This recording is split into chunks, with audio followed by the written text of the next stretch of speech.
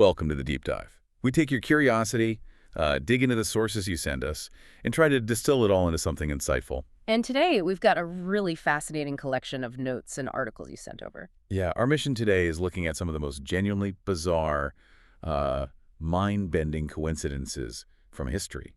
Stuff that makes you question things. We're talking stories that range from, well, eerily predictable in hindsight, maybe, to the almost unbelievable. Exactly, those moments where reality seems to, I don't know, bend a little. Right. And what's compelling isn't just what happened, but, how these random seeming events make us wonder about patterns or fate or just incredible luck. Absolutely. So, get ready. Your perception of chance, maybe even time itself, might get a little warped. Let's unpack this. Okay, let's start with one that it really makes you do a double take. The man who survived 2 atomic bombs. Oh, Tsutomu Yamaguchi, an incredible story. Yeah, the sources lay it out. He was in Hiroshima, business trip, August 6, 1945. First bomb drops. And he described it, didn't he? Hearing the plane. Yeah, seeing 2 parachutes, then a great flash, and bam, blown over. But he survives that. He survives. And just 3 days later, August 9th, he's back home in Nagasaki. Just in time for the second bomb. Unbelievable. Experiences the second bombing. Double dose of radiation from the epicenters of nuclear attacks. And yet he lived to be 93. Passed away in 2010. Stomach cancer, eventually. It's just the statistical improbability there is astronomical. Being at both ground zeros and surviving. It really pushes the limits of what you think is possible. Is it luck? Is it something else? It's hard to even categorize. And he's not the only one with this kind of repeated survival story against the odds, especially with disasters. Right. You're thinking of Violet Jessup. Exactly. The ship stewardess survived 3 major incidents, all involving sister ships. Okay, break it down. Well, first, she was on the RMS Titanic, 1912. It sinks. She gets off on Lifeboat 16, even looked after a baby, apparently. Oh, right. Okay, so that's one. Then, 4 years later, 1916, she's working on the HMHS Britannic, Titanic's sister ship. Which also sank. Yes, and her lifeboat nearly got sucked into the propellers. She had to jump out, survived again. That's insane. And there was a third. Even earlier, 1911, the third sister ship, the RMBS Olympic, it collided with a British warship. Okay, but no fatalities that time. No fatalities, thankfully. But still, she was there. 3 major incidents, 3 sister ships. And she lived to 83, died in 71. It's just, wow. It does make you wonder about the odds, doesn't it?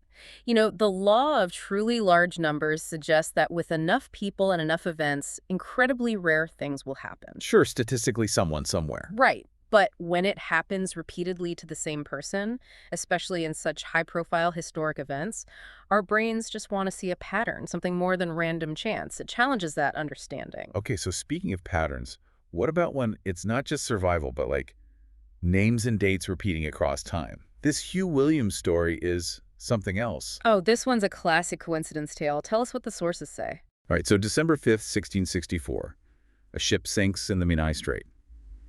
81 passengers, 1 survivor. And his name? Hugh Williams. Okay, now jump forward. December 5th, 1785. Same date. Okay. Another ship sinks. 60 passengers this time. Sole survivor. Don't tell me. Hugh Williams. No way. But wait, one more. December 5th, 1860, same date again. You're kidding. Ship sinks. 25 passengers. The only survivor. It has to be Hugh Williams. Hugh Williams. That is uncanny. The same name, the exact same date, sole survivor status across centuries. I mean, yeah, you could argue Hugh Williams was probably a common name in Wales back then. Sure, you can rationalize parts of it, but the combination of all those elements repeating, it just feels like more than chance, doesn't it? Like the universe is, I don't know, echoing. Okay, so names and dates.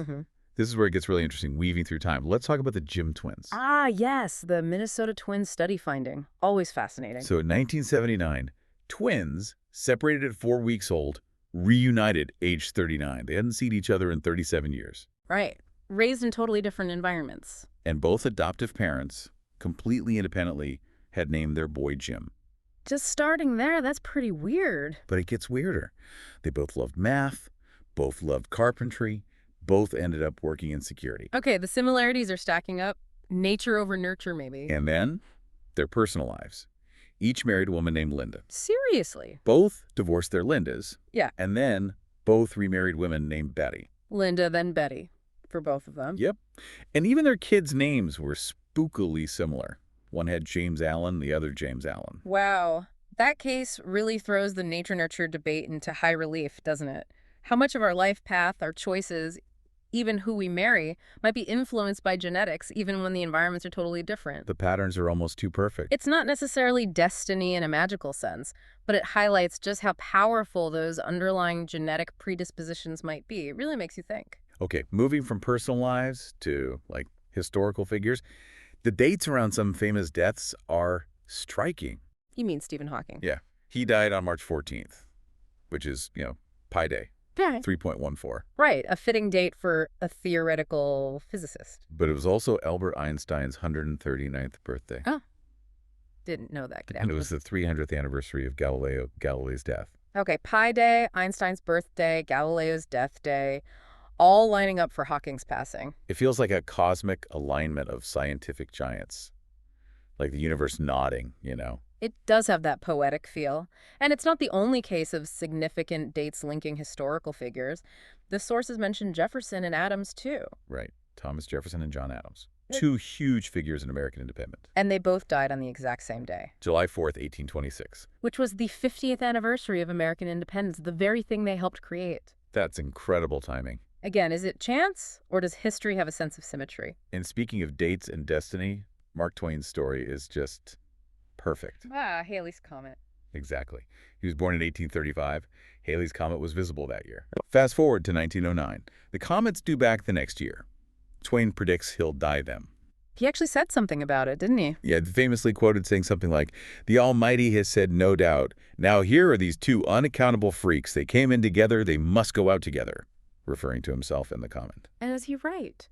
Spot on. He died in 1910, just one day after the comet made its closest approach to Earth. Came in with the comet, went out with the comet. Just as he predicted. These stories really underscore that powerful, sometimes kind of haunting connection between individuals and, well, the larger cosmic or historical clock. Makes you wonder about fate, or maybe just incredible intuition. Or maybe even a bit of self-fulfilling prophecy in Twain's case. It certainly makes you ponder. Okay, so from personal fates, let's pivot. How can tiny, random moments completely change world history? You won't believe how World War I arguably kicked off because of, well, a sandwich. Right, the story is almost absurd. We all know the assassination of Archduke Franz Ferdinand triggered WWI. Yeah, the spark that lit the fuse, but the actual assassination, it almost didn't happen. The first attempt failed, right. A bomb. Yeah, the assassins tried bombing the motorcade, but it bounced off Ferdinand's car, hit the one behind it. He was unharmed, escaped. So the plan failed. Totally failed. So one of the assassins, Gavrilo Princip, apparently got frustrated, maybe hungry, and decided to stop at a cafe, Moritz Schiller's Delicatessen. Just gives up and goes for a bite to eat. That sounds like it. Meanwhile, the Archduke decides to go visit the people injured by the bomb in the hospital. But his driver makes a mistake. Makes a wrong turn, drives right past the exact cafe where Princip is standing, probably with his sandwich. No way. Just happens to drive by that spot. Just happens to. Princip sees him, steps up, shoots the Archduke and his wife Sophie, and boom, World War I. So if the driver hadn't made that wrong turn, or if Princip wasn't hungry right then, history could be completely different. It's mind-boggling. It really highlights how massive historical events can sometimes hinge on these tiny, completely random micro-level moments. A wrong turn, a sandwich break. And sometimes the coincidences seem less like accidents and more like predictions. Eerily accurate ones. You mean the futility novel? Exactly. Morgan Robertson. Published in 1898. That's 14 years before the Titanic sank. And what was it about? Get this. It describes the biggest ship ever built, called the Titan, 800 feet long, full of rich, powerful people, on its maiden voyage in April. Okay, sounds familiar. It hits an iceberg in the North Atlantic, and most passengers die because not enough lifeboats. That is chills. The name Titan, the size, the iceberg, April, the lifeboats, that's way too specific. Right. It's not just predicting a shipwreck, it's nailing the details. And wasn't there something else about Robinson's later writing? Yeah, even weirder, maybe. One of his later books, his latest when the actual Titanic went down, apparently described a future war. How so? It depicted a huge war in the Pacific, starting with a Japanese surprise attack on an American naval base in Hawaii. Pearl Harbor. Before it happened. Seems like it. And the war ended when American planes dropped these massively destructive sun bombs on Japan. Atomic bombs. hmm Wow, predicting Titanic is one thing, but predicting the shape of World War II in the Pacific? It just pushes the boundaries of coincidence into something else entirely. Prescience. Just incredibly astute speculation. Who knows? It's deeply unsettling, that level of detail matching future events. And one more in this vein that feels like it's straight out of, well, Edgar Allan Poe, because it sort of is. Okay, how so? In 1838, Poe writes The Narrative of Arthur Gordon Pym of Nantucket. In the story, there's a shipwreck. Survivors are in a lifeboat, Okay. and they resort to cannibalism. They draw straws and eat the cabin boy. His name is Richard Parker. Richard Parker, got it. Fictional story. Fictional story. Now, fast forward to 1884. A real shipwreck happens. Yeah. The Mignonette. Survivors in a lifeboat. Oh, no. They run out of food. They draw straws to decide who gets sacrificed so the others can live. And the loser. The cabin boy, his What? name was Richard Parker. Stop. The real cabin boy was named Richard Parker. Same as in Poe's story from decades earlier. Exactly. Okay, that's genuinely disturbing. The exact name, the same grim fate. It blurs that line between fiction and reality in a really creepy way. Right. It's one of those that just sticks with you. Definitely. Okay, so we've had history-shaping events, uncanny predictions. Let's bring it down to the everyday. The kind of weird stuff that happens to ordinary people, maybe even to you listening. Stuff that just defies probability. Your sources had some great ones about phone calls. Ah, yeah, the random phone connections. Those are always fun. Like this one.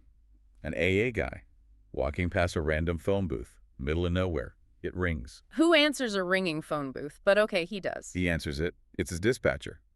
The dispatcher had accidentally dialed the guy's staff number, which just happened to be the number of that specific phone booth. What are the odds? A misdial connects him perfectly, miles from anywhere. It's nuts. It challenges that sense of randomness in your own little world. Yeah, totally.